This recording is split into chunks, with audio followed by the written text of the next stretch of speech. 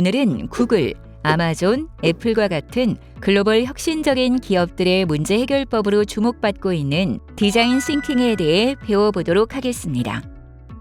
우선 여러분은 디자인 싱킹이란 단어를 들었을 때 어떤 생각이 떠오르셨나요? 그림을 잘 그려야 하나? 무엇인가 외형을 예쁘게 만드는 것인가? 나랑은 무슨 관계가 있지?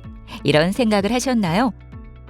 디자인 싱킹은 쉽게 생각과 아이디어를 디자인하는 방법을 배우는 과정입니다. 혹은 사람 중심으로 혁신을 만들어가는 창의적 문제 해결법이라고도 설명드릴 수 있습니다. 최근 빠르게 변화하는 산업 환경과 점점 까다로워지는 고객 니즈에 대응하기 위한 혁신 방법론으로 기업들에게 주목받고 있는 디자인 싱킹은 더 나은 사회를 위한 사회적 문제를 해결하는 곳에도, 학교에서 교수법에도, 나아가 학교 생활을 잘하고 창의적으로 주변의 문제를 해결하는 곳에도 다양하게 활용할 수 있습니다. 스탠포드 디스쿨 학생들은 한 학기 동안 프로젝트 과제를 가지고 디자인 싱킹을 통해 솔루션을 도출하게 됩니다. 실제 이런 과정을 통해 비즈니스와 기술, 그리고 인간 중심 사고가 만나는 점에서 혁신적 해결책이 도출됩니다. 이 과정에서 가장 중요한 것은 바로 크리에이티브 컨피던스, 즉 창조적 자신감입니다. 사람은 누구나 창의성을 가지고 있으며 그것의 개발 여부에 따라 근육과 같이 늘기도 줄기도 한다는 것이죠.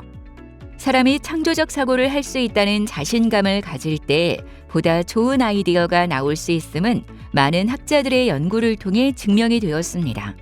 디자인 싱킹으로 문제의 본질을 찾고 창의력과 함께 문제를 해결하는 방법을 찾아가는 힘을 기를 수 있게 된다고 믿는 것입니다. 디자인 싱킹의 사례를 통해 한번 살펴보도록 하겠습니다. 어린아이들이 병원에서 MRI 검사를 받는 경우 많은 병원들이 기존에는 진정제를 투여해 검사해야만 했습니다. 아이들은 커다란 기계 안에서 검사를 받는 낯선 상황과 기계에 대한 두려움을 갖고 있기 때문에 움직이지 않고 일정 시간 검사를 해야 하는 과정은 아이에게도 그들의 부모에게도 심지어 병원의 검사자에게도 힘든 과정이었습니다. 이런 상황에서 글로벌 기업인 GE 헬스케어의 담당자는 놀이기구처럼 MRI 기계를 만들었습니다.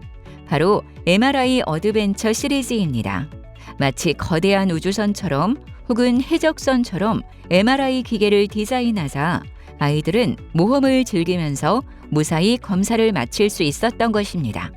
검사 담당자는 하얀 가운이 아닌 알록달록한 옷을 입고 스토리텔링으로 아이들이 편하게 모험을 즐기도록 도와주기까지 합니다. 즉, 아이들의 MRI 검사의 경험을 공포가 아닌 모험으로 바꾸어 놓은 것입니다. GE 헬스케어의 담당자는 기존과는 다른 질문을 던져본 거죠. 어떻게 하면 아이들이 MRI 검사를 받게 할 수 있을까가 아니라 어떻게 하면 아이들이 MRI 검사 시간을 즐길 수 있을까? 이렇게 질문의 프레임을 바꾸는 순간 새로운 해결책이 보인 겁니다.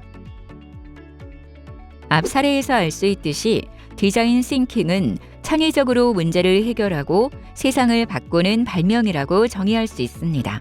여기서 중요한 것은 기술이 아니라 문제 해결의 시작점을 사람에 대한 공감을 통해 기존에 간과했던 것을 새롭게 발견하고 해석해서 주어진 디자인 싱킹 프로세스에 따라 문제를 해결해 나가는 과정입니다.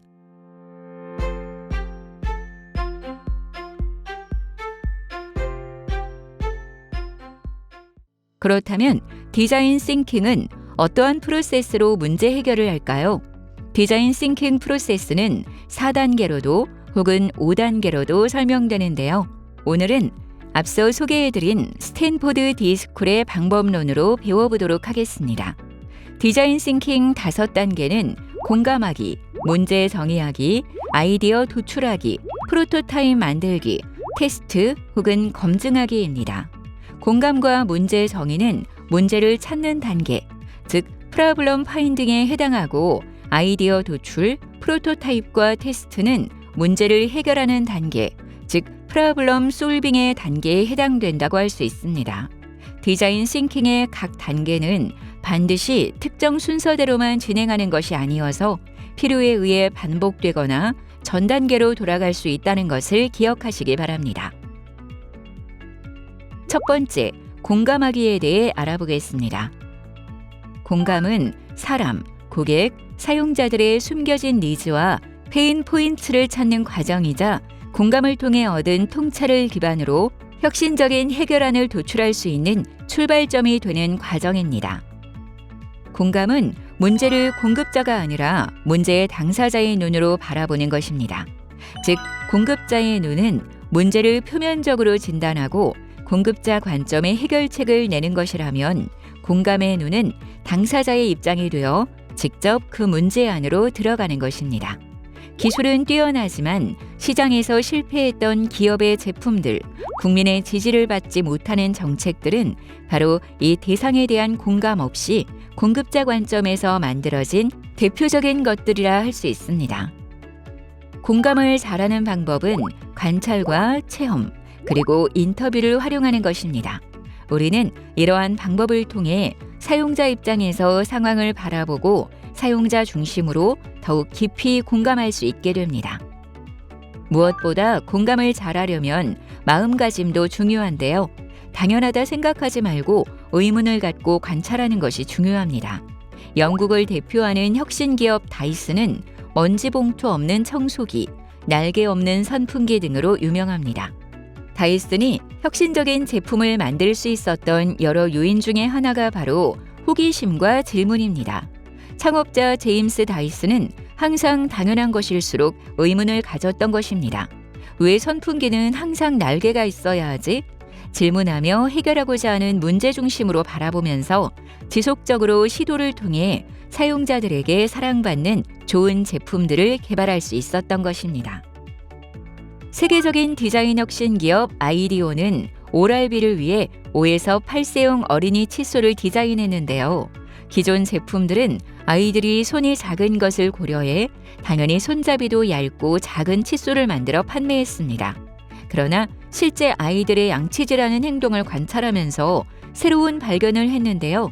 아이들은 사진과 같이 주먹을 쥔 것처럼 칫솔질을 한다는 것을 발견했죠. 이런 관찰의 결과로 손잡이를 말랑말랑하고 오동통하게 만들면서 히트 제품이 됩니다. 두 번째로, 공감을 잘하는 방법은 내가 직접 사용자가 되어보는 것입니다. 당사자의 상황이 되어보는 것만큼 확실한 공감 방법이 있을까요? 보시는 사진의 두 인물은 동일인입니다. 1979년 패트리시아 무어는 20대에 80대의 할머니 분장을 하고 미국과 캐나다를 다니며 노인들의 일상을 이해하기 위해 노인 체험을 진행했습니다. 그리고는 나이가 들어서도 젊은 시절에 즐기던 일상을 즐기고 싶어 한다는 것을 깨달은 디자이너 패트리시아 무어는 유니버셜 디자인 제품을 만들기 시작했고, 작은 변화로 움직임이 불편한 사람들에게 도움을 줄 수 있는 많은 제품을 만들게 되었습니다. 그녀는 인터뷰에서 다음과 같이 말했습니다. 당시 건축이나 디자인은 물론이고 사회 전반에 노인은 소비자가 아니라는 잘못된 시각이 있었죠. 근본적으로 노인을 무시하는 경향이 있었습니다. 관찰이나 설문조사 같은 방법도 있지만 그런 방법으로는 충분히 소통하기 어렵다고 판단했습니다. 3년간의 경험으로 저는 젊은 사람들을 위해 만들어진 세상에서 노인의 삶이 어떤 것인지 알 수 있었습니다. 마지막 공감 방법은 사용자와 깊이 있는 대화를 나누는 인터뷰 기법입니다. 사용자의 상황과 불편한 점을 그들이 편하게 느끼는 공간에서 심층적으로 이해하는 것을 의미합니다. 인터뷰에서 중요한 것은 질문과 대답으로 끝나는 것이 아니라 이를 통해서 새롭고 중요한 단서를 발견하는 것이 인터뷰의 목적입니다.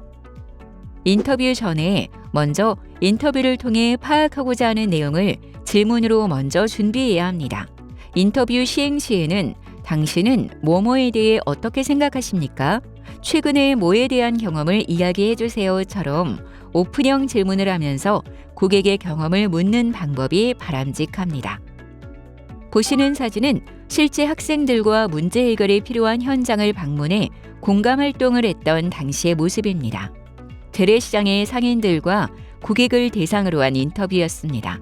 학생들은 코로나 상황에 충분한 인터뷰가 진행되지 못할 수도 있을 것을 대비해 현장에서 간단히 체크할 수 있는 질문지도 준비해서 관찰과 인터뷰를 진행했습니다. 공감 활동을 통해 우리가 만난 고객이나 사용자의 모습을 구체적으로 묘사해 보면 그들을 이해하고 문제를 제대로 정의하는 데 도움이 됩니다. 이것을 페르소나라고 합니다. 원래 페르소나는 고대극에서 배우들이 쓰던 가면을 의미합니다. 페르소나는 공감을 통해 도출된 문제에 해당되는 사용자들을 대표하는 가상의 인물입니다. 페르소나를 작성할 때는 최대한 실제의 사람처럼 만드는 것이 중요합니다. 보시는 이미지는 스타트업 워크숍에서 30대 워킹맘은 화장품에 어떤 것을 기대하는가를 공감하며 만든 페르소나입니다. 예를 들어 제품과 서비스 혹은 사회의 다양한 제도를 개선한다고 했을 때 막연하게 모든 사용자를 만족시키려 하기보다 페르소나를 통해 분명한 니즈를 가진 특정한 사용자 그룹을 중심으로 디자인한다면 더 좋은 해결책이 나올 것입니다. 디자인 싱킹의 두 번째 단계, 문제 정의에 대해 살펴보겠습니다. 시상을 구하는 데 오직 1시간만 주어진다면 55분은 문제를 정의하는 데 쓰고 딱 5분만 솔루션을 찾는 데 사용할 것이다 라는 아인슈타인의 명언이 있는데요. 그만큼 문제를 잘 찾아 제대로 정의하는 것이 중요하다는 의미가 있습니다. 아무리 좋은 해결책도 문제 정의가 제대로 되지 않았다면 결과적으로 적용하기 어려울 것입니다. 사진의 아이에게 무엇을 해주면 될까요? 이 질문에 많은 분들이 사다리를 가져다 준다, 책을 대신 꺼내주겠다 등의 대답을 많이 합니다. 그렇다면 질문을 바꾸어서 아이는 무엇을 하고 싶어 하나요? 로 묻는다면 아까와는 다른 대답이 나옵니다. 책을 꺼내고 싶어 한다와 같은 대답 말이죠. 여러분은 두 질문의 차이를 발견하였나요? 바로 앞의 질문은 솔루션에 관한 질문이었고 뒤의 질문은 니즈에 관한 질문이었습니다.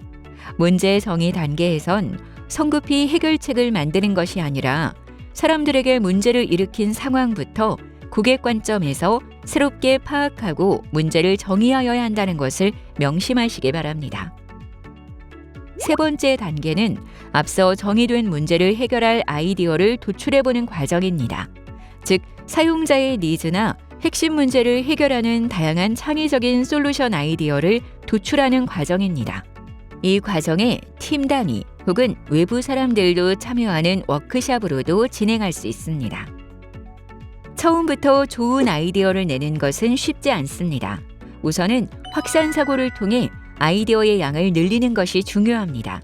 다소 엉뚱한 아이디어라도 싹을 죽이지 말고 환영하면서 팀원들과 함께 아이디어의 양을 늘리는 데 집중하세요.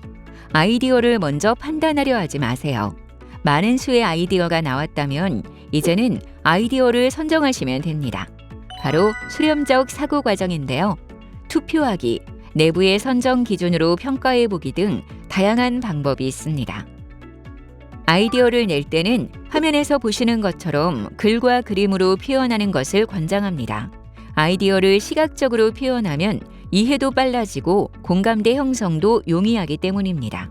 그림을 못 그려도 좋습니다. 일단 시작이 중요합니다. 아이디어를 확산하는 방법 중에 구글이 사용하는 크레이지 에잇을 소개해드리겠습니다. A4 종이를 반으로 3번씩 접었다가 펼치면 8개 칸으로 나뉘어지는데요. 참석자는 각 칸에 아이디어를 하나씩 빠르게 스케치해야 합니다.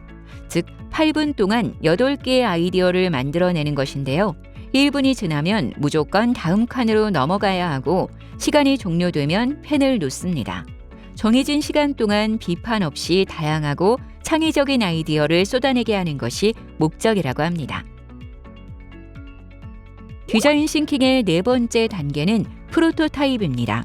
아이디어를 빠르게, 저렴하고 러프하게 시각화하는 것이 중요합니다. 여기 사진에는 공통점이 있는데요. 바로 프로토타입의 달인들이었다는 것입니다. 라이트 형제는 기계완구와 자전거점을 경영하다가 독일의 릴리엔탈이 글라이더 시험 중 추락사한 것을 알고 항공에 흥미를 가져 비행기 연구를 시작하였습니다. 1902년 키티오크에서 모형으로 200회 이상 시험하였고 무려 1000회에 이르는 글라이더 시험 비행을 하였습니다. 1903년 12월 역사상 처음으로 동력 비행기를 조종하여 지속적인 비행에 성공하였습니다.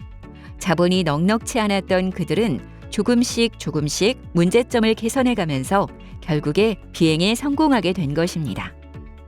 제임스 다이슨 역시 1979년부터 5년간 무려 5,127개의 시행착오 끝에 원심 분리기를 장착한 먼지 봉투 없는 진공 청소기 개발에 성공합니다. 제임스 다이슨이 진공 청소기를 내놓기 전까지 유럽과 미국의 사람들은 거의 100여 년 동안 청소기에 먼지 봉투를 달고 사용했다고 합니다. 프로토타입은 세 가지 대표적인 형식으로 구현할 수 있습니다. 스케치, 제품이나 서비스가 이용되는 상황을 설명하기 용이한 역할극, 그리고 저렴한 재료들을 활용해 만들어보는 것입니다. 프로토타입은 처음부터 비싼 재료를 쓰고 완성도 있게 하기보다 저렴한 재료로 빠르게 구현하고 피드백을 통해 완성도를 높여가는 것이 중요합니다. 마지막 단계는 테스트 혹은 검증하기입니다.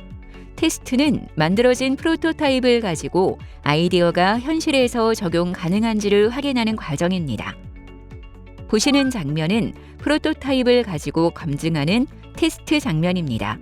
테스트는 실제 제품이나 서비스 등을 사용하게 될 사용자를 대상으로 검증하는 것입니다. 테스트 과정을 통해 사람들이 좋아하는 부분은 무엇이었는지, 아쉬워하는 부분이 무엇이었는지, 테스트 과정 중에 새롭게 떠오른 아이디어는 없었는지 등을 꼼꼼하게 기록하고 이를 반영해서 아이디어의 완성도를 높이는 것입니다. 프로토타입과 테스트를 여러 번 반복하면 아이디어는 더 좋아지겠죠.